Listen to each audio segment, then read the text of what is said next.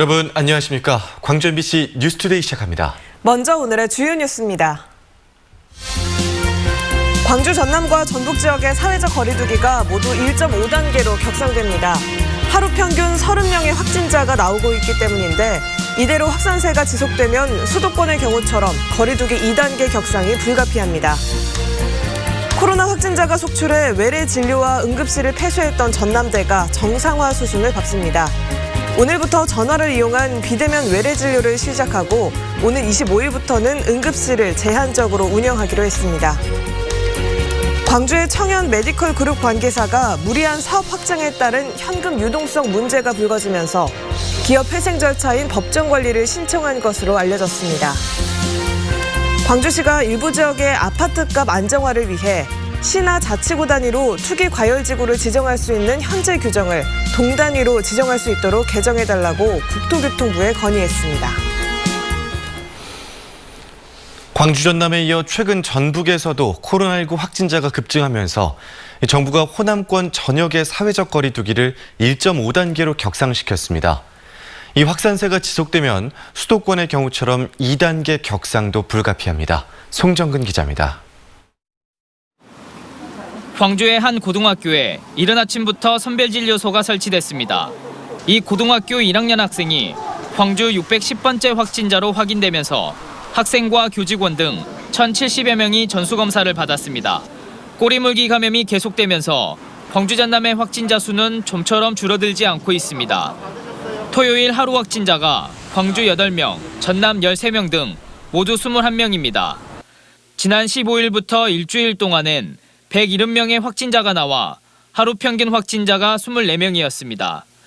여기에 지난 18일부터 전북 지역에서도 원광대병원발 집단 감염이 시작되면서 호남권의 하루 평균 확진자 수는 30명에 도달했습니다. 수도권과 강원권에 이어 거리두기 1.5단계 기준을 초과한 수치로 이대로 가면 2단계 격상이 불가피합니다. 전국 상황이 심상치 않습니다. 지금 300명 후반대를 지금 넘기고 있고 오늘 잠시 약간 떨어지긴 했지만 늘어나고 있습니다. 그래서 다른 지역과의 이동이라든지 이런 것들이 아직도 있기 때문에 최근 확진 추세를 보면 신규 감염원의 발생보다는 접촉자 가운데서 확진자가 나오고 있습니다. 607번째 확진자인 교도관과 밀접 접촉한 부인과 자녀가 잇따라 확진 판정을 받았고 전남 201번째 확진자와 접촉해 자가격리 중이던 시민도 격리 해제전 검사에서 612번째 확진자로 판정받았습니다. 광주에만 확진자 밀접 접촉으로 인한 자가격리자가 3,600명을 넘는 상황. 접촉자 관리가 안 되면 연쇄 감염이 지속될 가능성이 높습니다. 방역당국은 거리두기가 2단계로 격상되면 또다시 일상을 빼앗기게 된다며 불필요한 약속을 취소하고 마스크 쓰기 등 방역 수칙을 반드시 지켜줄 것을 당부했습니다. MBC 뉴스 송정근입니다.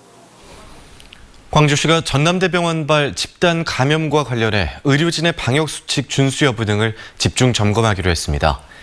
광주시는 CCTV를 통해 일부 의료진과 환자 등이 마스크를 제대로 착용하지 않은 채 병원을 이동하는 모습들이 확인됐다며 방역 수칙을 제대로 지켰는지를 조사할 계획이라고 밝혔습니다. 방역당국은 방역 수칙을 제대로 지키지 않았다고 병원 측도 기자회견을 통해 밝혔던 만큼 CCTV 분석과 진료 과정 등을 살펴볼 예정입니다. 아울러 지역의 다른 의료기관들에 대해서도 방역 수칙 준수 여부 등을 점검할 예정입니다. 코로나19 집단 감염으로 응급실을 폐쇄했던 전남대병원이 오는 25일부터 응급실 운영을 제한적으로 재개합니다. 광주시에 따르면 전남대병원 응급실은 응급종합지원센터 판단에 따라 오는 25일부터 중증 환자만 치료하기로 결정했습니다. 또 오늘부터 전화를 이용한 비대면 진료를 시작하기로 했지만 전남대병원 본원 1동은 다음 달 1일까지 코호트 격리하기로 했습니다. 오늘 북서쪽에서 불어드는 찬 공기가 추위를 몰고 왔습니다. 광주의 아침 기온은 6.4도로 어제보다 3도가량 더 낮게 시작했는데요. 체감온도상으로는 5도 안팎에서 시작한 셈입니다. 한낮 기온도 10도를 밑돌면서 어제보다 2도가량 기온이 낮을 것으로 예상됩니다. 기온 자체도 낮아졌지만 찬바람이 강하게 불면서 더 춥게 느껴지겠는데요. 특히 서해안을 중심으로 초속 9에서 13m 안팎의 강풍이 불겠고요. 그 그 밖의 지역에서도 초속 4에서 9m 안팎의 바람이 강하게 불 것으로 예상됩니다. 날이 추워지면서 기상청에서는 한파 영향 예보도 발표하기 시작했는데요. 오늘은 남해안 일부 지역을 제외한 광주와 전남 대부분 지역에서 관심 수준 보이고 있습니다. 보온 더 잘하셔야겠고요. 실내 온도 조절에도 더 신경 쓰셔야겠습니다.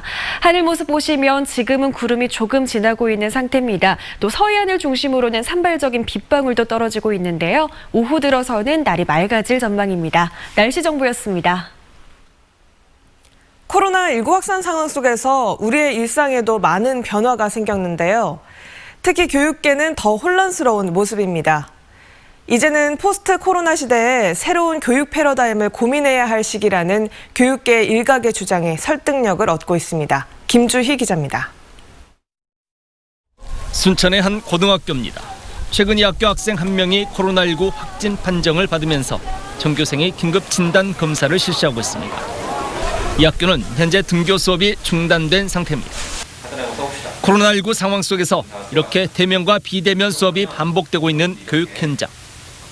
올해 지역 교육 현장은 혼란스러움을 넘어 적지 않은 교육 결손으로까지 이어지고 있습니다. 그래서 이젠 지역교육계 일각에서도 포스트 코로나 시대를 차분히 준비해 나가야 한다는 지적이 제기되고 있습니다. 먼저 마을 공동체가 중심이 돼 공교육의 빈틈을 채울 수 있는 교육체계 구축이 필요하다는 현실적인 주장이 공감을 얻고 있습니다. 마을의 교육력들을 잘 묶어서 아이들하고 지속 가능하게 아이들뿐만 아니라 또 지역민들의 또 어떤 자존감도 높여주는 그런 중간다리 역할들을 저는 마을학교가 해야 된다고 생각을 했었어요. 또 기초학력과 교육 격차 해소를 위한 공교육의 안전망이 강화되고 학급당 학생 수 20명 시대도 조속히 현실화돼야 한다는 주장도 설득력을 얻고 있습니다. 더욱 근본적으로 입시 경쟁 중심의 교육 시스템에 대한 개선 필요성도 제기되고 있습니다. 우선 사회 제도가 우선 먼저 바뀌어야 되겠습니다만 우선 할 수 있는 게 이제 수능을 자격고시화로 바꾸는 거. 자격고시화. 그러면서 학교에서 그 경쟁 교육을 좀 누그러뜨리고 인성 교육과 함께 이루어질 수 있기를 바랍니다. 입시 위주로 고착화된 현실을 타개하고 포스트 코로나 시대 미래지향적인 교육 시스템을 갖춰가기 위한 지역 교육 현장의 고민은 더욱 깊어지고 있습니다. MBC 뉴스 김주입니다. 집합금지 행정명령을 어기고 손님을 받은 PC방 업주가 벌금형을 선고받았습니다. 광주지법 형사 8단독은 지난 8월 자신이 운영하는 PC방에 행정명령을 어기고 손님 1명을 받아 게임을 하게 한 혐의로 기소된 PC방 업주 A씨에게 벌금 200만 원을 선고했습니다.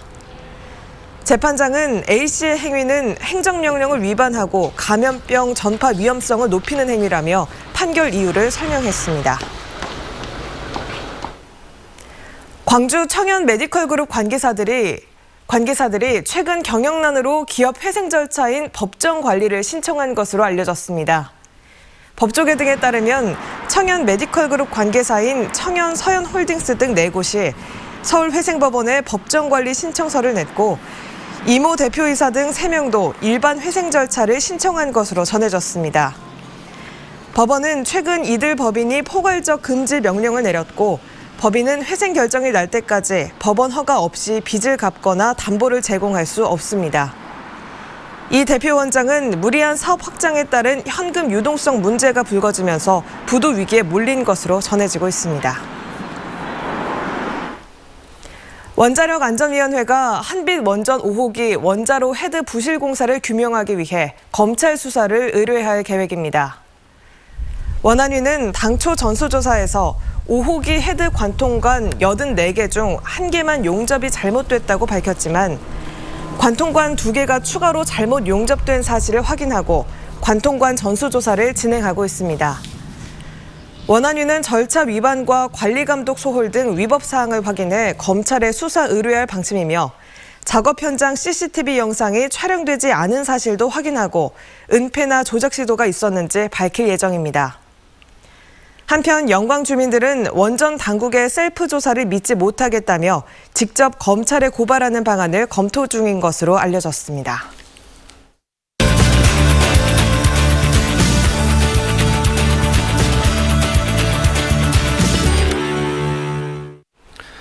청와대가 이르면 이달 말부터 서너 개 부처 장관을 교체하는 개각을 단행할 것으로 예상됩니다.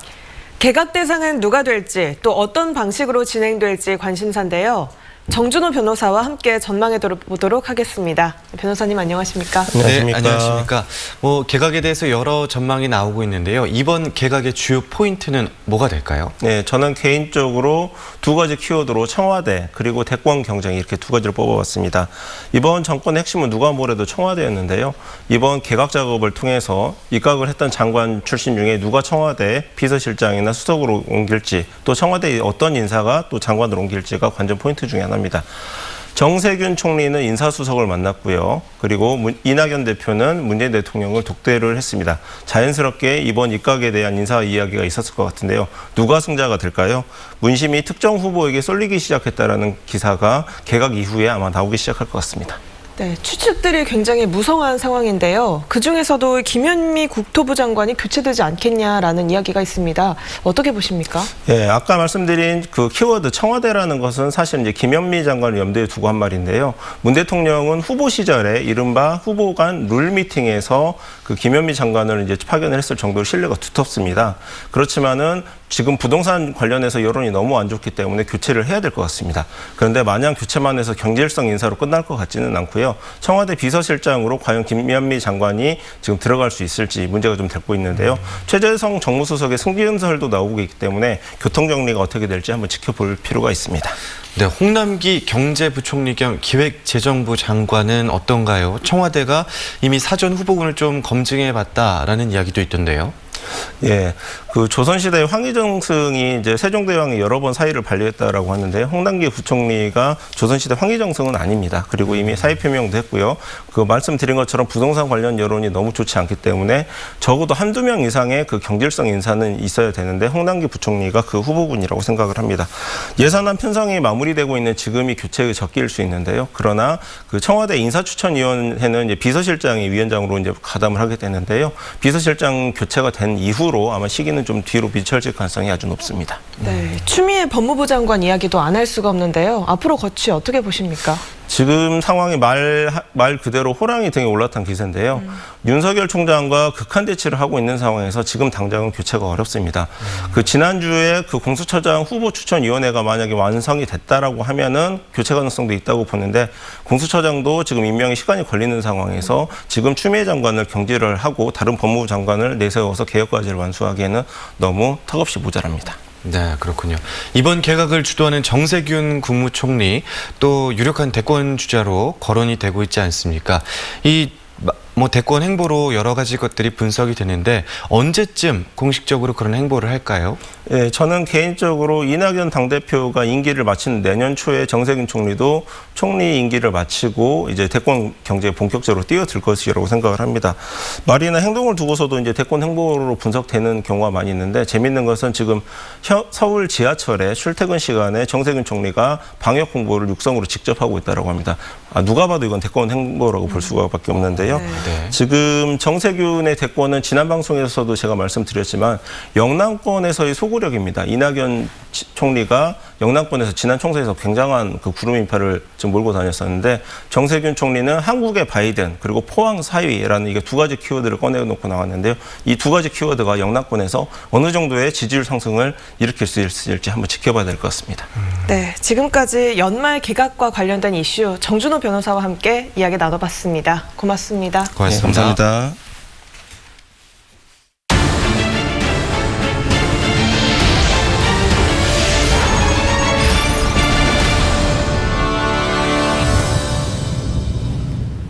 광주천의 생태 환경을 개선하기 위해 아리랑 문화물길 조성 사업이 본격화됐습니다.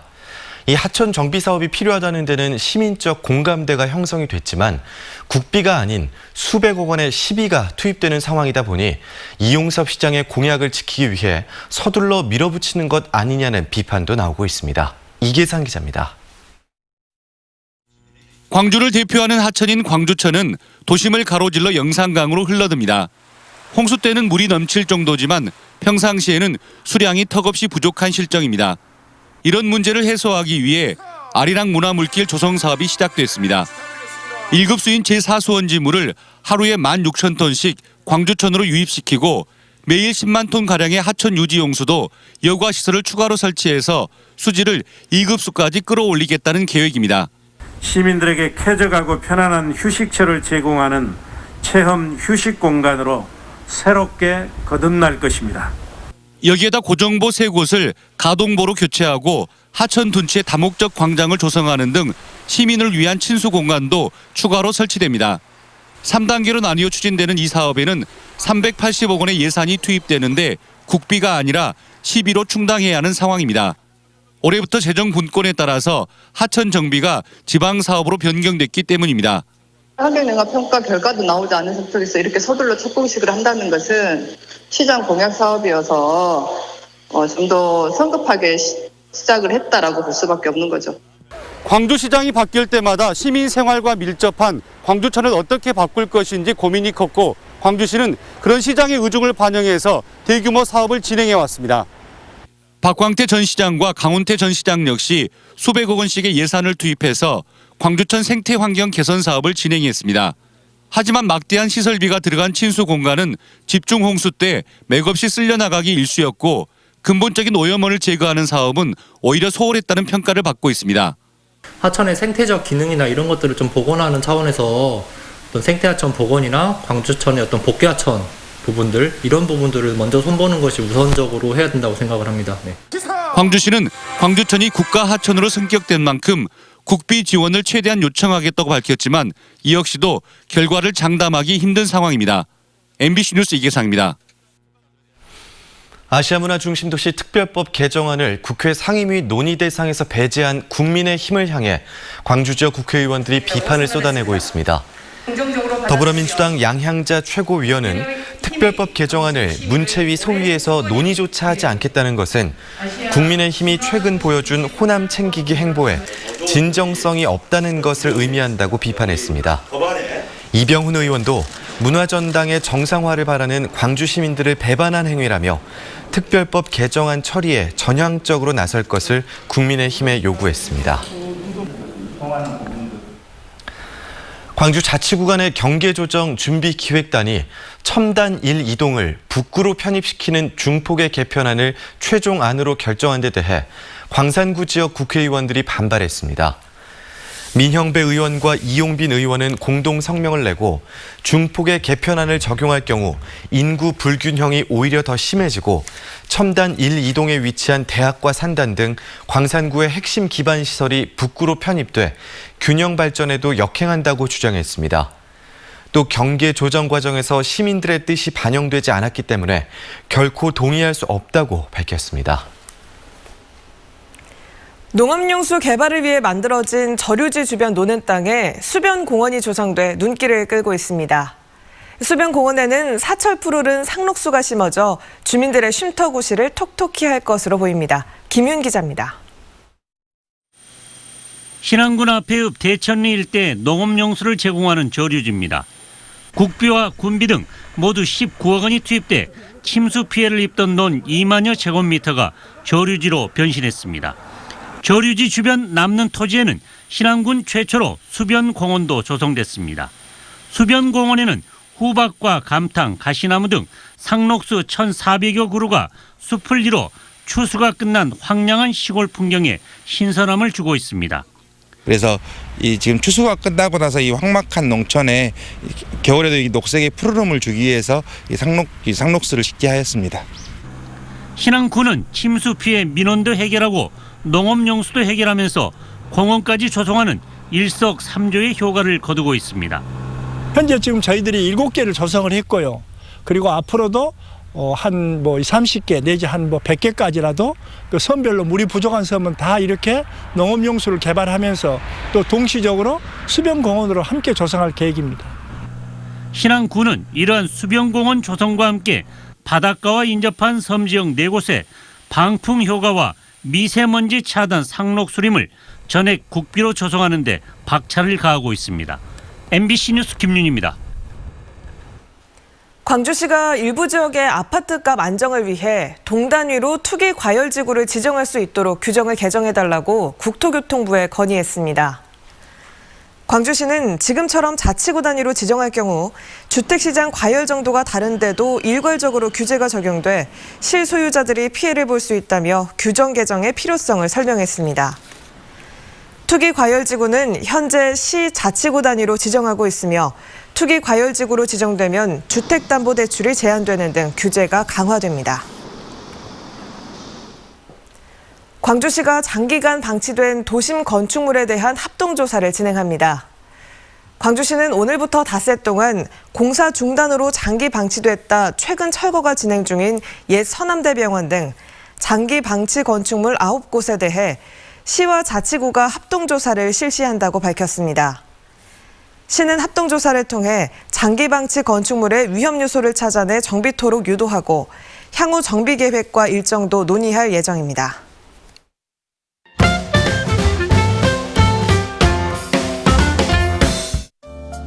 국토부가 전국의 낡은 공공임대 아파트 단지 15곳을 재건축하겠다고 밝혔습니다.